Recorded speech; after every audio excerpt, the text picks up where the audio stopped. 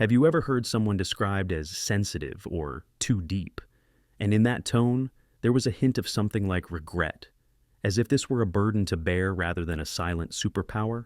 We often think of emotional intelligence through its obvious manifestations: an inspirational leader, a skilled mediator, or a friend who always knows the right words to say.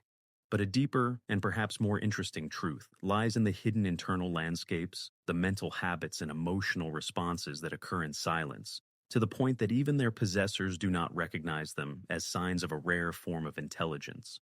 What if the moments you consider your weaknesses, hesitation in the face of criticism, feeling drained after a crowded gathering, or a tendency to observe more than participate, are actually the most subtle indicators that you are operating at a complex and refined emotional level?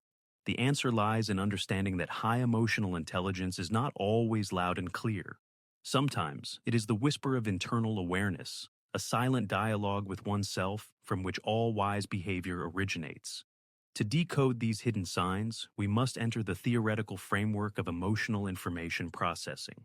Psychologists like John Mayer and Peter Salovey, pioneers in emotional intelligence research, describe it as a cognitive ability to recognize and process information about emotions in both oneself and others.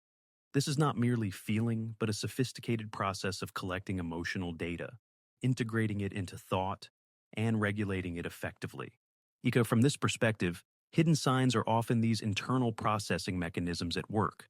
For example, consider the concept of deep processing sensitivity, the tendency to reflect on and analyze emotional stimuli longer and more thoroughly than average. Its possessor may seem slow to react, but in reality, they are performing complex work. They are not just hearing words, but decoding tone of voice, observing body language, and placing the message in the broader context of the relationship and situation. This slowness is not indecisiveness, but a form of respect for the complexity of human reality. They understand that every emotion is a complex story, and making quick judgments is often an act of ignorance.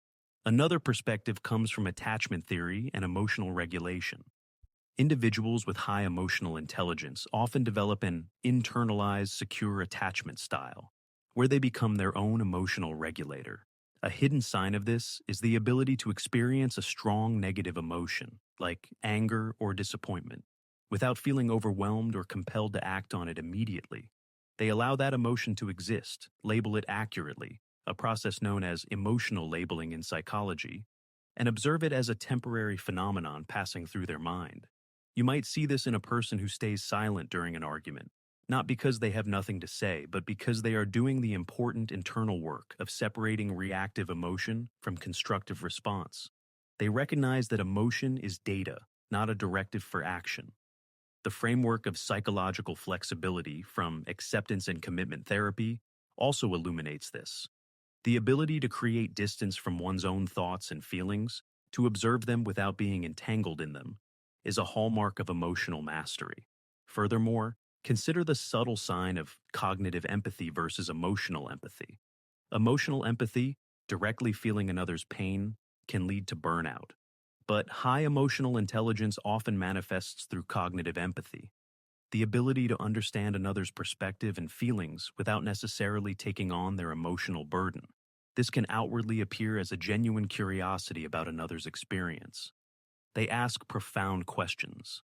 Listen not just to reply, but to piece together the map of the other person's inner world.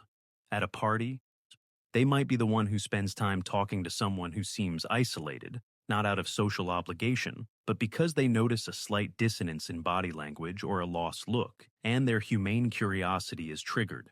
They approach interactions like an anthropologist studying a rich culture, the subjective culture of an individual human being. The hidden sign here is not grand words of comfort, but the quality of attention they give to others, a non-judgmental, focused, and respectful attention. So, the next time you find yourself withdrawing to observe, when you sense a subtle shift in the atmosphere of a room for no apparent reason, when you need a pause to process criticism before responding, or when you feel a deep curiosity about what shaped a person's behavior, pause for a moment. Do not hastily label these as oversensitivity or unnecessary caution. It is possible you are witnessing the silent operation of a high emotional intelligence, a complex system collecting, analyzing, and integrating emotional data with remarkable subtlety. The true strength of emotional intelligence does not always lie in soothing every conflict or always shining with a smile. Sometimes it lies in the courage to feel fully, to understand deeply, and to choose a response intentionally. It is the art of navigating one's own rich inner world so that one can ultimately meet the world of others with genuine sincerity and understanding. And in a noisy world of instant reactions, that ability to pause, observe, and understand is perhaps the most precious hidden sign of all.